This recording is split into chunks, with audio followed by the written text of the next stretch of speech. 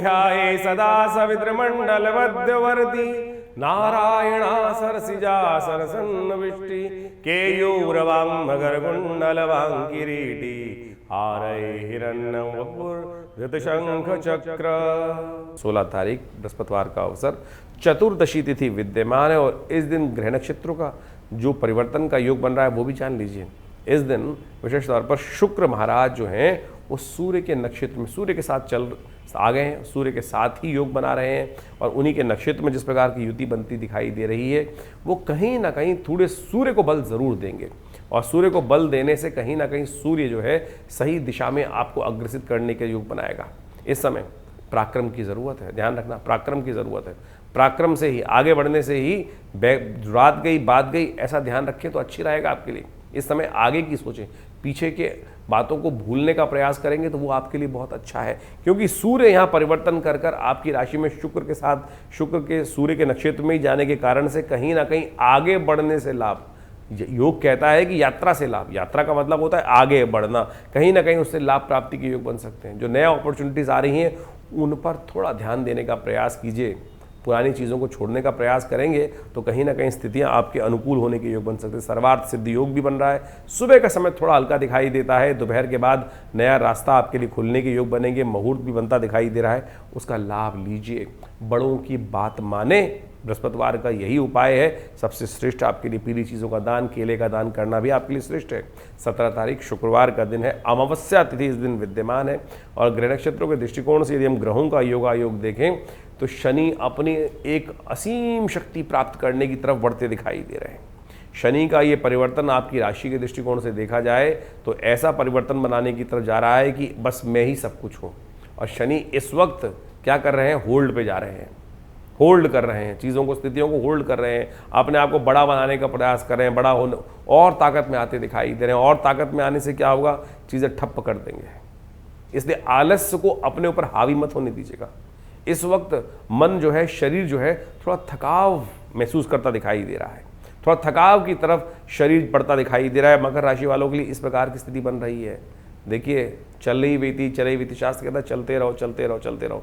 थकना मना है, रुकना मना है, बैठना मना है। इस बात को जो बैठ गया वो कहीं ना कहीं हार गया। आपकी राशि में आगे विजय का योग बन रहा है। उस विजय का योग प्राप्त करने के लिए सिर्फ आपको अपने आप को चलाए रखना है, चलाए रखना है। बस इस बात का ध्यान रखना, स्थितियां परिवर्तन की तरफ बहुत जल्दी जाएंगी। 20 दिन बाद बादल छटेंगे, डेफिनेटली छटेंगे। और यदि आप शांत होकर इस वक्त इन चीज़ों से निकल गए तो बहुत बढ़िया स्थिति आपके लिए बनती दिखाई दे रही है। चंद्रमा परिवर्तन की तरफ जाएंगे दोपहर के बाद और ये कहीं ना कहीं परिवर्तन की तरफ शुक्र के साथ मिलकर आपके लिए रास्ता बनाते दिखाई दे रहे हैं। इस दिन कोशिश ये करें, एक उपाय बता रहे हैं पितरों के निमित्त। कई बार क्या होता है कि हम अनचाहे मन से कई बार कार्य कर रहे होते हैं तो कई बार पितृ ऋण हमें समस्या उत्पन्न करता है। तो मध्याह्न के समय में से पहले इस दिन 12 बजे से पहले अपने पितरों के निमित्त कुछ भोजन इत्यादि निकालने का प्रयास करें, तर्पण इत्यादि करने का प्रयास करें, गायत्री का जप करने का प्रयास करें पितरों के निमित्त। हो सके तो उनका आशीर्वाद मिलेगा, पितृ ऋण से निवृत्ति होगी, आगे बढ़ने के योग बनेंगे। 18 तारीख शनिवार का अवसर है और उस दिन शुक्ल पक्ष आरंभ हो रहा है, वैशाख का शुक्ल पक्ष। वैशाख के महीने को माधव मास के नाम से भी जाना जाता है और शुक्ल पक्ष के आरंभ होते ही नए नए उत्सव आरंभ हो जाते हैं और ये उत्सव जो हैं मनोरथों को सिद्ध करने के योग बना देते हैं। ऐसे में आपकी राशि के दृष्टिकोण से देखें तो एक नया उत्साह होने के योग बनते दिखाई दे रहे हैं। इसलिए आपको खास तौर पे ध्यान रखना है कि आलस्य में नहीं रहना है। आलस्य में रहोगे ना तो कहीं ना कहीं दुर्घटना घट सकती है। ध्यान रखना, कुछ भी काम को करते हुए आलस्य ना हो, लंबे सांस रखने का प्रयास करो। कुछ नेगेटिव दोष सूर्य शुक्र के साथ युति करके चंद्रमा के साथ जो बैठे हुए हैं, ध्यान रखना, मन यदि गलत तरफ गया तो कोई अपमान करने का प्रयास कर सकता है, हल्की सी गलती भारी पड़ सकती है। तो इस वक्त अपने दोस्तों पर, अपने आसपास के लोगों पर थोड़ा ध्यान रखने का प्रयास करें, कोई आपकी बात को गलत ना समझ जाए। इसके लिए थोड़ा आपको अलर्ट रहने की ज़रूरत है। मुख से क्या निकल रहा है, मुख का व्यापार, जिह्वा का व्यापार किस प्रकार से हो रहा है, बहुत शालीनता के साथ काम करने की ज़रूरत है। रुकिए, भागिए मत। बहुत जल्दी मन जो है इन दिनों रुकने की तरफ प्रवृत्ति नहीं कर रहा है। दिमाग जानता है कि रुकने से लाभ होगा, लेकिन मन जो है वो भटकाता दिखाई दे रहा है, भगाने की तरफ ले जाता दिखाई दे रहा है। तो रुकिए, थोड़ा सा समय बदलने की तरफ बहुत तेज़ी से जा रहा है और चीज़ें यही यहाँ पर जो है वो परिवर्तन की तरफ आपको रास्ता दिखाएगी। शनि को मना लो, शनिवार का दिन है। शनि को कैसे मनाया जाए? देखिए आपकी तो राशि ही शनि संबंधित है, तो आपके लिए सबसे श्रेष्ठ ये रहेगा कि थोड़ा सा तिल का दान करने का प्रयास करें। तिल से बनी हुई चीज़ों का भक्षण करें, भगवान को अर्पित करने का, प्रसाद के रूप में ग्रहण करने का प्रयास करें। तिल के लड्डू भगवान को अर्पित करें, तिल को थोड़ा सा किसी न किसी रूप में भगवान को अर्पित करके उसका प्रसाद ग्रहण करने का प्रयास करें। थोड़ा दूध में तिल डालकर यदि हो सके तो भगवान शंकर का अभिषेक कर लीजिए। ये आपके लिए कल्याणकारी रहेगा। ईश्वर की कृपा से आपके लिए कहीं ना कहीं शनि का के निमित्त किया गया दान, सहयोग कुछ न कुछ लाभ देने के योग बनाएगा। 19 तारीख रविवार का अवसर और द्वितीया तिथि विद्यमान है। ये अक्षय तृतीया का योग बना रही है। इस दिन ग्रहों का योग बड़ा सुंदर रूप से आपके लाभ देने का योग बना रहा है। विजय का योग आपकी राशि में बनता दिखाई दे रहा है। जी हाँ, आने वाले 2-3 दिन जो है वो आपके लिए एकदम परिस्थिति को परिवर्तन करने के योग बनेंगे। जिस तरफ भी आप चलेंगे उसमें विजय का योग बनाने के लिए ग्रह सपोर्ट करने की तरफ आगे से दिखाई दे रहे हैं। चंद्रमा उच्च के होने जा रहे हैं, शुक्र भी अपनी राशि में प्रवेश करते दिखाई दे रहे हैं। दोनों ग्रहों की युति जिस प्रकार से बन रही है, ये वाणी में, बुद्धि में और आपके कर्म में, आपकी मेहनत में आपको सही जो है मंजिल की तरफ ले जाती दिखाई दे रही है। ये ऐसा योग आपकी राशि में बन रहा है। इस दिन अक्षय तृतीया है। कर्म को सुधारने का तरीका है, सही दिशा में काम करने की ज़रूरत है, सही पुण्य करने की ज़रूरत है। थोड़ा बहुत भी पुण्य करोगे तो उसका 100 गुना अधिक लाभ आपको प्राप्त होने के योग बन सकते हैं। परशुराम जी का सुंदर आराधना करने से विवेक उत्पन्न होता है, ज्ञान उत्पन्न होता है और कहीं ना कहीं मानसिक तौर पर आरोग्यता प्राप्त करने के योग बन जाते हैं। 19 तारीख को अक्षय तृतीया का सुंदर योग बन रहा है। 19 अप्रैल के दिन ये अक्षय तृतीया वो योग है जिसके दिन जो भी कार्य किए जाते हैं उसका अक्षय फल प्राप्त होता है। अक्षय यानी क्षय नहीं होता। एक बात ध्यान कर लीजिएगा, पुण्य करोगे तो उसका अक्षय फल प्राप्त होगा और पाप करोगे तो उसका भी अक्षय फल प्राप्त होगा। इसलिए गलती से भी कोई गलत काम ना हो जाए। इस दिन विशेष तौर पर भारतीय शास्त्र के दृष्टिकोण से यदि समझें, वैशाख मास के शुक्ल पक्ष की तृतीया के दिन योग बनता है ये अक्षय तृतीया। और इस बार क्या हो रहा है कि द्वितीया तिथि थोड़ी देर के लिए विद्यमान है 19 तारीख को, उसके बाद तृतीया आ जाएगी और अगले दिन तृतीया कुछ 2-3 घड़ी तक ही विद्यमान रहेगी। तो पुण्य जो है वो मध्याह्न व्यापनी माना जाता है। भगवान परशुराम का अवतरण इसी दिन हुआ और हमारे अष्ट चिरंजीवियों के अंदर अश्वत्थामा, बलिर्व्यास और मानस विभीषण, कृपा परशुरामस्य मार्कंड, इस प्रकार से परशुराम जी का नाम भी अष्ट चिरंजीवी के अंदर आता है। और महान पुण्य को देने वाले भगवान विष्णु के अवतार माने जाते हैं, तो उनका विशेष तौर पर पूजन करने का शास्त्र में नियम है। अजरता अमरता प्राप्त करने के लिए यदि कोई व्यक्ति कष्ट में चल रहा हो, जीवन में परेशानी चल रही हो, स्वास्थ्य संबंधी समस्या चल रही है, तो इस दिन भगवान परशुराम का सुंदर पूजन करने से, भगवान विष्णु के रूप में उनका पूजन कर लेने से कहा जाता है कि स्वास्थ्य, अष्ट चिरंजीवियों का इस दिन विशेष पूजन करने के लिए विशेष व्यवस्था की जाती है, तो उनका पूजन अवश्य कर लेना चाहिए। परशुराम जी के साथ अष्ट चिरंजीवियों का स्वास्थ्य संबंधी समस्याओं को ठीक करने का अद्भुत योग बन जाता है। भगवान नर नारायण का अवतरण भी इसी तिथि के अंदर माना जाता है। इसके साथ साथ भगवान हयग्रीव का भी जो शास्त्र के दृष्टिकोण से पूजन करने की ये तिथि जो उनके जयंती के रूप में मानी जाती है। जब भगवान का सुंदर अवतरण हुआ और हयग्रीव भगवान कहा जाता है कि वो आशीर्वाद प्राप्त था हयग्रीव नाम के राक्षस को, जो घोड़े के समान था। उसने भगवान की प्रार्थना करते हुए यही कहा था कि मेरी मृत्यु मेरे द्वारा ही हो, हयग्रीव की मृत्यु हयग्रीव से ही हो। तो कहा जाता है कि भगवान विष्णु का जब संग्राम चल रहा था, बड़ी अद्भुत कथा है शास्त्र के अंदर। इन बातों को समझने की आवश्यकता है कि हमें गलत चीज़ सोचनी नहीं चाहिए। कई बार हम बैठे बैठे कई बार क्या होता है गलत भाव सोच लेते हैं और उसका प्रभाव कैसा होता है। शास्त्र में किसी चीज़ को छोड़ा नहीं गया है। कहा जाता है कि एक बार भगवान विष्णु शेषशैया पर विश्राम कर रहे थे और भगवती जो लक्ष्मी जी हैं वहीं साथ में विराजमान थी। तो क्या हुआ कि भगवान विष्णु किसी बात पे मुस्कुराए। भगवती महालक्ष्मी को लगा कि ये मुझको देखकर मुस्कुरा रहे हैं, मेरा उपहास कर रहे हैं। पता नहीं क्या भाव मन में उठा कि जो गर्दन मुझ पे हंस रहे हैं, गर्दन ही ना बचे। ये भाव भगवती महालक्ष्मी के मन में विचार उठा शास्त्र की कथा के अनुसार से। और कहा जाता है कालांतर में भगवान विष्णु का बहुत भयंकर युद्ध राक्षस से हो रहा था और कहा जाता है कि इतना लंबा युद्ध चल रहा था कि भगवान जो थे वो युद्ध करते करते सो गए। बहुत लंबे समय 5000 वर्ष तक युद्ध चला और कहा जाता है कि युद्ध में वो जब विश्राम सो गए तो वो जो कीट था उस धनुष को जाके लग गया और वो धनुष टूटा। जब वो टूटा धनुष तो कहा जाता है कि प्रत्यंचा जब छूटी तो उस प्रत्यंचा से भगवान विष्णु की गर्दन कट गई।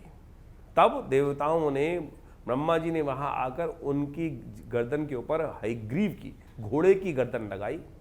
तब जाकर उस राक्षस का मर्दन हुआ, क्योंकि उसको आशीर्वाद प्राप्त था कि हयग्रीव की मृत्यु हयग्रीव के द्वारा ही होगी, यानी जो घोड़े के रूप में जो राक्षस था उसकी मृत्यु वैसे ही निर्धारित थी। तो प्रकृति ने क्या रास्ता बनाया, क्या घटना घटी, तो यहाँ इसी दिन हयग्रीव भगवान के रूप में भगवान ने अवतरण हुआ, जयंती मानी जाती है। तो उसके बाद भगवान ने हयग्रीव का संहार किया है, तो इस दिन हयग्रीव के रूप में भगवान की जो है जयंती के रूप में दिन माना जाता है। तो शास्त्र के दृष्टिकोण से इस बात को हमको समझना चाहिए। इस कथा का सार हमने यहाँ उपस्थित किया। कई बार हम सबके मन में भी पता नहीं कौन सा विचार उत्पन्न हो जाता है और बाद में कितना ज़्यादा उसके लिए विचार व्यक्त रखता है कि हीन भावना मेरे मन में आई क्यों, तो भगवती महालक्ष्मी ने कैसा सोचा था और क्या उनके साथ घटा।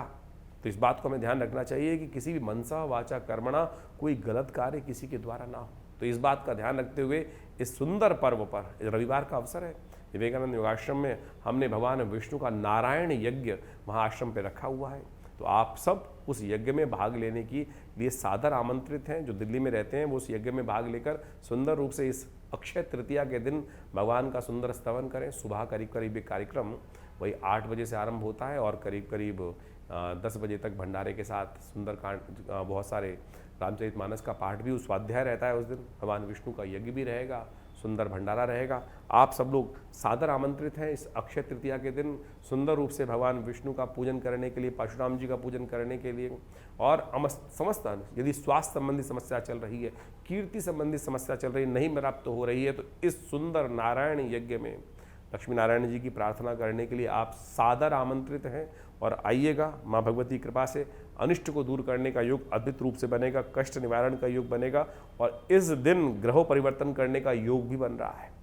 चंद्रमा परिवर्तन करके बहुत उच्च के होने जा रहे हैं, शुक्र बहुत सुंदर रूप से अपने ही राशि में प्रवेश करने का योग बना रहे हैं। तो आप इस सुंदर योग का लाभ लें। ग्रह परिवर्तन कर कर इसे अनिष्टकारी समय में, जब शनि मंगल युति चल रही है, तो चंद्रमा ने, शुक्र ने एक युति बनाकर एक नया पुण्यों को जगाने का अवसर दिया है। तो ऐसे में भगवान विष्णु का सुंदर पालक के रूप में हमारे बीच में रहते हैं, समस्त सृष्टि का पालन करते हैं। तो उनका सुंदर स्तवन करने का दिन है। आइए इस यज्ञ में सम्मिलित हों।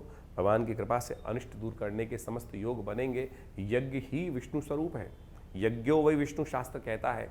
तो ये यज्ञ संसार का सर्वश्रेष्ठ कर्म है, उसमें भाग लेने की आप अवश्य हमारे साथ यज्ञ में बैठें। माँ भगवती कृपा से अनिष्ट दूर होने के अद्भुत योग बनेंगे। मकर राशि वालों के लिए 20 तारीख का दिन, 20 अप्रैल के दिन सोमवार का योग पड़ रहा है। साथ में तृतीया और चतुर्थी का योग है। चतुर्थी इस दिन क्षय हो रही है। और ग्रह नक्षत्रों के दृष्टिकोण से देखिए क्या हो रहा है कि बृहस्पति महाराज बहुत तेज गति से आगे चलते दिखाई दे रहे हैं। अब बृहस्पति महाराज जो हैं वो अपने ही नक्षत्र में एक चरण और आगे बढ़ गए और बहुत जल्दी परिवर्तन की तरफ जाएंगे। सिर्फ 1.5 महीना बाकी है और ये 1.5 महीने बाद आते ही ये आपके लिए कुछ नया उदय करने की उम्मीद जगा रहे हैं।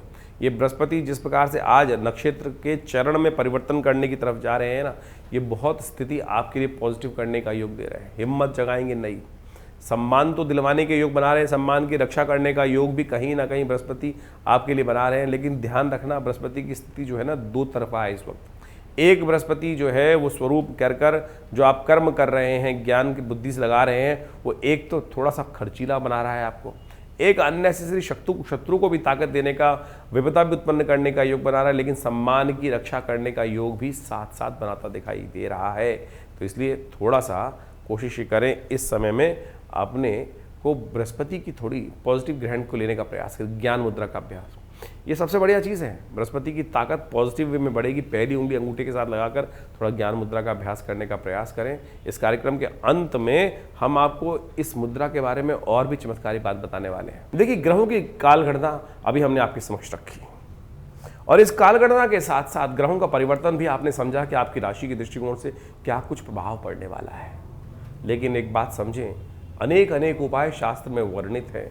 विद्वान लोग अपने अपने मतानुसार उसका प्रभाव समझकर, जैसा सा अनुभव उनके आया है उसके अनुसार से जातकों को बताने का प्रयास करते हैं। आध्यात्मिक मार्ग भी हो सकते हैं और साथ साथ भौतिक मार्ग भी हो सकते हैं। या नग पहनने के बहुत सारे लोग मार्ग बन लेते हैं और नग पहनने के बहुत सारे फायदे भी हैं। लेकिन यदि सत्य रूप में उसकी वास्तविकता देखी जाए तो ये बहुत बड़ा एक ऐसा विषय है कि इसको अच्छे से अनुसंधान करने की आवश्यकता है। एक अभी बहुत बड़े इंडस्ट्रियलिस्ट थे, उन्होंने एक बहुत बड़े ज्योतिषी जो टीवी पे बहुत ज़्यादा आते हैं, कहा जाता है, उनके पास जाकर विचार विमर्श किया। बहुत महंगा, करीब करीब कहा जाता है कि बहुत अच्छी दक्षिणा भी उनको देकर आए, और उन्होंने कुछ नग उनको धारण करा दिए, और जिस दिन से उन्होंने वो नग धारण किए उसके बाद उनकी स्थिति क्या हो गई। ऐसे बहुत सारी घटनाएं हैं। तो आप प्रत्यक्ष रूप से इस बात को समझें कि आपके जीवन में चल क्या रहा है। हमारे जीवन में देखिए समय है, समय का प्रभाव है, कभी धूप कभी छाँव, कभी लाभ कभी हानि, कभी यश और कभी अपमान, इस प्रकार के योग जीवन काल में बनते रहते हैं। और ये सारे के सारे जो बनते हैं आपके कर्मानुसार ही बनते हैं। यदि कर्म व्यक्ति सही रूप से करना शुरू कर दे तो सत्य माने जीवन में कष्ट हो ना। अब कैसे पता लगाएं कि कर्म हमारे द्वारा सही हो रहा है या नहीं हो रहा। देखिए शास्त्र में कहा गया ना, कई बार हम आपको बोलते हैं अवश्य में भोक्तव्यम कृतम कर्म शुभाशुभम। हमने जो कुछ भी कर्म किए हैं उसके कारण से यदि बार बार जीवन में ना चाहते हुए, कौन चाहता है कष्ट आना, लेकिन फिर भी ठीक करना प्रयास लाख कर रहे हैं लेकिन वो हो नहीं रहे, कष्ट समाप्त होने की तरफ ही नहीं है, तो समझ लें कहीं ना कहीं पुण्यों का अकाउंट थोड़ा कम है। यदि आपके घड़े में पुण्यों का जो अकाउंट है, पुण्यों का जो प्रभाव है वो इतना लबालब भरा हुआ है, तो थोड़े बहुत कुछ गलत कार्य हो भी जाए तो उससे जीवन में कोई प्रभाव होता नहीं, क्योंकि पुण्यों को। और कई बार क्या होता है कि पुण्यों का अकाउंट इतना खाली हो जाता है कि हाथ टटोलने पर भी, घड़े में हाथ डालने पर भी वो हाथ में आते नहीं हैं। तो इसलिए सीधा सीधा सिद्धांत है, जब जीवन में कष्ट एक के बाद एक आ रहे हों तो समझ लो कि पुण्य का अकाउंट धीरे धीरे कहीं ना कहीं कम हो रहा है, उसको बढ़ाने का प्रयास करें। पुण्य बढ़ाने के बहुत सीधे साधे तरीके हैं, यही नहीं कि बहुत बड़े बड़े पैसे खर्च करके यज्ञ करना है। शास्त्र कहता है मनसा वाचा कर्मणा। देखिए आपके द्वारा किया गया कर्म अद्भुत रूप से प्रभाव देता है, इस बात को हमें समझना चाहिए। शास्त्र में इसको समझाने के लिए अनेक कथाएं उपस्थित की गई। लोग लगे रहते हैं कभी कुछ और उपाय करने के, कुछ और उपाय करने, विभिन्न टोटकों में फंस जाए।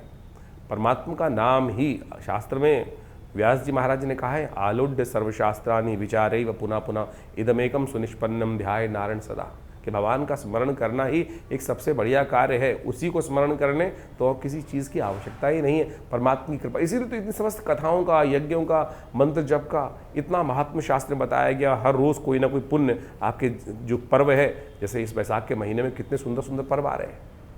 सुंदर सोच शास्त्र में कहा गया है कि इस मास को माधव मास माना जाता है, और माधव मास में कहा जाता है कि भगवान ब्रह्मा ने अपने आप भगवान विष्णु के नाम पर इस मास को रखा है।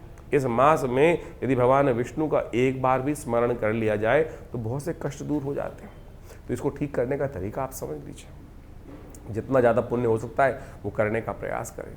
सोम, मंगल, बुध, बृहस्पति, हमारे इन समस्त दिनों को कहीं ना कहीं देवताओं के साथ जोड़ दिया गया है। तिथियों को विशेष तौर पर आप देखें तो एक से लेकर आध्यात्मिक मार्ग से देखें तो कहीं ना कहीं कोई देवता के साथ जोड़ी गई है। कारण क्या है? कोई ना कोई उत्सव, 365 दिन कोई ना कोई उत्सव भारतीय संस्कृति में लगा रहता है। ये न के न प्रकारेण आप अध्यात्म की तरफ लगे रहें, और जब अध्यात्म की तरफ लगे रहेंगे, आज ये कल वो परसों ये, तो क्या होगा, कहीं ना कहीं आप जो फालतू के काम संसार में हैं वो आपके द्वारा उनसे हटकर, बेकार के कामों से हटकर कहीं ना कहीं पुण्य कार्य, परमात्मा के स्मरण में वास्तविक मार्ग को आप पकड़ने का मार्ग बना लेंगे, और वो आपके जीवन में कभी बेले कवेले अशुभ समय में वो किया हुआ पुण्य आपको कहीं ना कहीं लाभ देने का मार्ग बना देगा। तो इस सिद्धांत को समझे। हमारे ऋषि मुनि बहुत चतुर थे, बहुत बुद्धिमान थे, और ऐसी व्यवस्था अपनी संतति के लिए करके गए हैं कि वो कहीं ना कहीं करते रहते। लेकिन फिर भी मनुष्य ऐसा माया के भ्रम में फंस जाता है कि सद्मार्ग से भटककर कहीं ना कहीं अनेक अनेक प्रपंचों में फंस जाता है। तो इसलिए हम समय समय पर जो आपको आमंत्रित करते रहते हैं, कभी ये यज्ञ, कभी वो यज्ञ, कभी ये कथा, कभी सुंदरकांड, कभी हनुमान चालीसा, कभी कुछ और, तो ये सब इसीलिए है कि कहीं ना कहीं आओ, सत्य मार्ग की तरफ चलो, और वो कहीं ना कहीं कब आपके कष्टों को क्षय कर देगा। भारतीय अध्यात्म विज्ञान को यदि आप पढ़ेंगे, देखिए बहुत सारे लोग हमें कमेंट में लिख के भेजते हैं कि महाराज कथा सुनाने से अच्छा तो उपाय बताओ। उपाय तो हर जगह बता ही रहे हैं, हम हर रोज़ बता रहे हैं उपाय, लेकिन उस मार्ग को समझने का प्रयास आपको करना चाहिए कि ज्योतिष का अध्यात्म के साथ एक इंटर कनेक्शन। कुछ अध्यात्म शून्य व्यक्ति हैं, कोट पैंट पहन कर, और जिस प्रकार से लोगों को आज शराब पिला कर उपाय बताने का प्रयास करते हैं, मांस खिलाकर उपाय खिलाने का प्रयास करते हैं, तो उससे कुछ भला होने वाला है किसी का? कुछ नहीं होने वाला उससे तो कष्ट के योग ऐसे ही बन जाएंगे जैसे कुछ ना कुछ। भारतीय संस्कृति में इसके ऊपर बहुत सुंदर कथा आई हुई है, उसको आपको समझ लेना चाहिए। हमने पहले बहुत दिन पहले कथा आपके समक्ष रखी थी, आज बहुत काल हो गया है, इसलिए उस कथा को दोबारा समझाने की आवश्यकता है कि जैसे बर्तन को बार बार मांजने से क्या होता है कि वो चमक आ जाती है ना, तो उस कथा के माध्यम से, अध्यात्म के माध्यम से समझने का प्रयास करें। हमारे पुण्य कैसे बढ़ते हैं। एक कसाई था, अध्यात्म के अंदर उपनिषद में कथा आई है, वो एक महात्मा जी के आश्रम के सामने ही कसाई की दुकान चलाता था, रोज हत्या करता था, रोज आजीविका पालने के लिए कसाई को मांस बेचता था। महात्मा जी अंदर यज्ञ कराते थे। दोनों की मृत्यु एक ही दिन हुई और दोनों यमराज के समक्ष उपस्थित हुए। कहा जाता है कि महाराज जी को पुण्य लोक प्राप्त हुए। महाराज थोड़ी देर रुक गए, उन्होंने देखा कसाई भी मेरे पीछे खड़ा है, चलो इसको भी देखें, इसको क्या गति प्राप्त होती है। तो देखने में आया कि जो महात्मा को लोक प्राप्त हुए थे वही उस कसाई को प्राप्त हुए। तो महात्मा ने वहाँ यमराज से प्रश्न पूछा कि महाराज, मैंने इतने यज्ञ किए, मुझको वही लोक प्राप्त हुए और मेरे सामने ही हत्या करता था, जीव हत्या करता था, क्या इसको भी वही लोक प्राप्त हुए। तो यमराज जी ने उसका प्रश्न का, बड़ा सुंदर महात्मा के प्रश्न का, संत के प्रश्न का उत्तर दिया कि महाराज, इसके शरीर से ये कार्य हो रहा था, लेकिन मन से नहीं हो रहा था। मन से तो आपको ये देखकर यही भाव रखता था कि कैसे महात्मा इतने सुंदर कार्य कर रहे हैं और मुझे कुछ आता नहीं है, कब ये मेरा पुण्य जागेगा, मैं इससे हटकर पुण्य की तरफ, महात्मा के दिए हुए एक पुण्य कर्म की तरफ, जैसे यज्ञ इत्यादि, कथा इत्यादि की तरफ जाऊंगा। तो आप समझें कि आप जो भी कर्म कर रहे हैं वो तो आपके भाग्य अनुसार, आपके समक्ष, प्रारब्ध के अनुसार से आपके समक्ष आ रहा है, लेकिन यदि उससे निवृत्त होना चाहते हो तो उसमें लिप्त मत हो। ये उपनिषद की कथाएं आपके मति भ्रमों को दूर करने का प्रयास करती हैं। तो इन सब सिद्धांतों को आप समझ के कार्य करने का प्रयास करेंगे तो बहुत अच्छा होगा। इस वैशाख के महीने में जिस प्रकार से कहा गया है कि भगवान विष्णु का सुंदर स्मरण, जैसे कार्तिक के महीने में स्नान करने का पुण्य लाभ होता है ना, वैसा ही पुण्य लाभ इस वैशाख के महात्म्य में कहा गया है। कहा जाता है पद्म पुराण में, स्कंद पुराण में, इन समस्त ग्रंथों के अंदर इस मास का अत्यधिक महत्व कहा गया है। कोशिश करें अपने जीवन में इन महात्मों को पढ़ने का प्रयास करें। महात्मा क्या है? टेस्टिमनीज। ये टेस्टिमनीज हैं कि जो जो जीवन में किसके घटना घटी, उन्होंने उसको सारगर्भित शास्त्र के अनुसार से किया, और उन शास्त्रों की बातों को आप यदि स्वतः पढ़ेंगे, अध्ययन करेंगे, संतों के मुख से सुनेंगे, तो आपके मन में भी विश्वास जागेगा और आपको उस कष्ट निवृत्ति का योग, यानी उससे बचने का मार्ग आपको अद्भुत रूप से मिल जाएगा।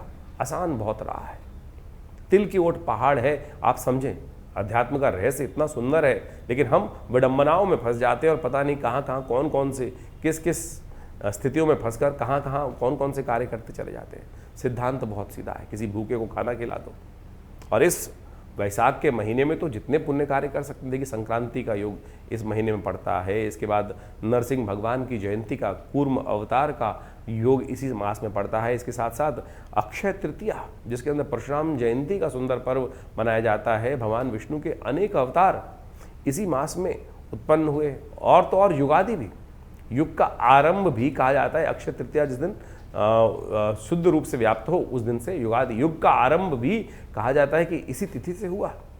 अक्षय तृतीया यानी जो कुछ कार्य कर रहे हो उसका अक्षय फल प्राप्ति का योग सारे के सारे वैशाख के महीने में आने वाले हैं। तो वैशाख का महीने का पुण्य बहुत अच्छा है। पुण्य कमाने का तरीका बहुत साधारण है, सीधा है, कोई बहुत ज़्यादा रहस्य में नहीं है। ओम नमो नारायणाय, इसका यथाउचित भाव से स्मरण करने का प्रयास करें। हमने इस बार बहुत सारे कार्यक्रम आश्रम में समय समय पर आपको अवगत कराते रहते हैं, अपने चैनल के माध्यम से आपको बताते भी रहते हैं। कोशिश ये करें उसी मार्ग पर सीधे तौर पर चलने का प्रयास करेंगे तो बहुत कल्याण का मार्ग आश्वस्त होगा और कष्टों से निवृत्ति का योग बन जाएगा। ये न कि न प्रकार न जो भी हो, कैसे भी व्यवस्था बन जाए, किसी भी बहाने से उस परमात्मा के स्मरण का योग अपने जीवन में बनाने का प्रयास करें।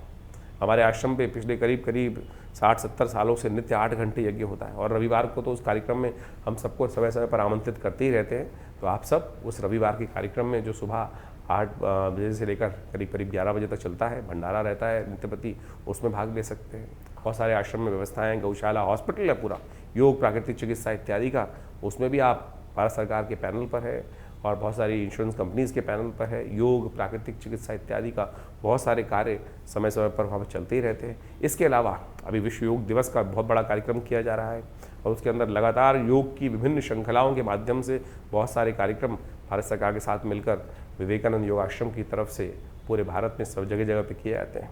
और उसी श्रृंखला में बहुत एक अद्भुत विज्ञान है जिसको मुद्रा विज्ञान कहा जाता है। विभिन्न हाथ के द्वारा बनाई जाई आकृति जो है वो हमारे आश्रम के द्वारा ही, हमारे पिता आचार्य श्री केशव देव जी के द्वारा ही पूरे विश्व में जगह जगह पहुंचाई गई हैं। आप समझे, इतनी छोटी छोटी चीज़ें, और इन मुद्राओं का, योग विज्ञान की मुद्राओं का अद्भुत लाभ है, आध्यात्मिक भी और साथ साथ आपके शारीरिक तौर पे कष्टों को दूर करने के लिए भी, ग्रहों के प्रभाव को भी ठीक करने के लिए। जैसे किसी का बृहस्पति खराब है, अब लाखों रुपए खर्च करके लोग पुखराज पहन रहे हैं, अरे केवल ज्ञान मुद्रा का अभ्यास कर लो। ये पहली उंगली अंगूठे के साथ लगाकर चलते फिरते उठते बैठते इस ज्ञान मुद्रा का अभ्यास करो, देखो बिना किसी और चीज़ के, बाह्य किसी चीज़ की आवश्यकता नहीं है। बृहस्पति के नेगेटिव प्रभाव को ठीक करने के लिए ज्ञान मुद्रा अद्भुत रूप से कार्य करती है। शनि किसी का खराब चल रहा है, जैसे बहुत सारी राशियों में अलग अलग प्रभाव हम आपको बताते हैं। शनि मंगल का टकराव इस वक्त बड़ी अजीब स्थिति में पहुंच गया है, पूरे विश्व को कहीं ना कहीं आतंक ग्रसित करने का योग बना रहा है। तो ऐसे में शनि के दुष्प्रभाव को ठीक करने के लिए इस मुद्रा का अभ्यास, जिसको शून्य मुद्रा भी कहा जाता है, आकाश तत्व को अंगूठे के बेस पे लगा देने से शनि का नेगेटिव प्रभाव जो कुंडली में है उसको ठीक करने के लिए मुद्रा अद्भुत कार्य कर देती है। छोटी सी मुद्रा है, देखिए शनि का नेगेटिव प्रभाव चल रहा है, शनि बिल्कुल ठीक नहीं चल रहा है, तो पहली सबसे बीच वाली उंगली को अंगूठे के बीच पे लगाया और शनि के नेगेटिव प्रभाव को समाप्त करने के लिए, खत्म करने के लिए जो शनि का मंत्र जप कर रहे हैं, ओम प्रांग प्रींग प्रौंग से शनिश्चराय नमः, ये मुद्रा विज्ञान की अद्भुत, भारतीय योग विज्ञान की। आप समझें कि योग और मुद्राएं सब ये चीज़ें इंटर रिलेटेड है कि नहीं है, ज्योतिष संबंध रखती हैं, लेकिन लोग इसके प्रभाव को समझते नहीं हैं। करेंगे तो देखिए लाभ प्राप्ति के योग बन जाएंगे। सूर्य, किसी को अपने वर्चस्व को, परसोना का बढ़ाना है, कैसे किस प्रकार से ठीक कर सकता है। ज्योतिषीगण बहुत सारे जो होते हैं नग बेचने वाले, वो कहते हैं माणिक्य पहन लो, अरे हम आपको सीधा उपाय बताते हैं। सूर्य यदि किसी की कुंडली में कमज़ोर है तो, या सूर्य का माउंट बैठा हुआ है, तो ये सूर्य मुद्रा है। जो रिंग फिंगर है उसके अग्रभाग को अंगुष्ठ के अग्रभाग से जोड़ देने से ये सूर्य मुद्रा बन जाती है। और अद्भुत रूप से समझें कि ये सूर्य मुद्रा आपकी पर्सनालिटी में, आपके पर्सोना में, आपके व्यक्तित्व में, आपके ओरा में एक ऐसा अद्भुत चमक उपस्थित कर देगी। तो ध्यान में ओम घृणी सूर्य आदित्याय नमः इस मंत्र का जप करते हुए 108 बार जप करें और नित्य प्रति इस मुद्रा का कुछ देर अभ्यास करके तो देखें। देखिए अपने आप आपके उस ओरा के अंदर अद्भुत रूप से परिवर्तन लाने का योग, बिना किसी उपाय के, बिना किसी और चीज़ के, बाह्य चीज़ पे, यानी कोई नग धारण करना या कुछ और चीज़, इससे अद्भुत रूप से लाभ प्राप्त होगा। यदि किसी का बुद्ध बहुत वीक है, आमतौर पे जब बुद्ध वीक होता है तो क्या होता है कि बहुत सारी समस्याएं उत्पन्न हो जाती हैं। बहनों के साथ संबंध में, कई प्रकार से स्त्रियों के साथ संबंध खराब कर देता है, परिवार में जितनी मौसी इत्यादि उनके साथ संबंध खराब कर देता है, और तो और दांतों संबंधी समस्याएं उत्पन्न करने के योग बना देता है। तो ऐसे में बुद्ध का जब नेगेटिव प्रभाव चल रहा है उसको ठीक करने के लिए, बुद्ध के नेगेटिव प्रभाव को ठीक करने के लिए क्या किया जाए। बुद्ध की ये मुद्रा है, इसको जलोदर मुद्रा बोला जाता है, कि इसको कर लेने से बुद्ध के नेगेटिव प्रभाव को ठीक करने के लिए ये अद्भुत रूप से कार्य करती है। यानी बुद्ध की उंगली को अंगूठे के बेस पे लगा देने से ये बहुत ज़बरदस्त तरीके से आपकी समस्याओं को दूर करने का योग अद्भुत रूप से बनाएगी। ये छोटी छोटी मुद्राएं हैं, हम समय समय पर इनका प्रभाव आपको समझाते रहते हैं। कोशिश ये करें इन सब चीज़ों के साथ जुड़ने के लिए। हमारे विवेकानंद योगाश्रम की तरफ से बहुत सारी पुस्तकें प्रकाशित की गई हैं, समय समय पर बहुत सारी कॉन्फ्रेंसेस हम करते रहते हैं, और बहुत सारी कथाएँ भी समय समय पर। हर मंगलवार को सुंदरकांड का पाठ होता है, और दिल्ली में कहीं ना कहीं मंगलवार शनिवार को हमारे द्वारा कहीं ना कहीं सुंदरकांड के पाठ की व्यवस्था चलती ही रहती है। आप सब सुंदरकांड के पाठ में आपको हमारे एक चैनल के माध्यम से सूचनाएं मिल सकती है। आश्रम के जो नंबर्स आपके सामने स्क्रीन पर चल रहे हैं, आपके क्षेत्र में कब रहेगा उसका भी बता दिया जाएगा। विवेकानंद योगाश्रम में तो हर मंगलवार पे सुंदरकांड आमतौर पे होता ही है, हर रोज़ करीब 8 घंटे यज्ञ रहता है, और बहुत सारे कार्य समय समय पर रहते हैं। आप उनके साथ जुड़ेंगे तो सही रूप से आध्यात्मिक विकास भी होगा और आपके कष्ट भी दूर होंगे। धन्यवाद, नमस्कार।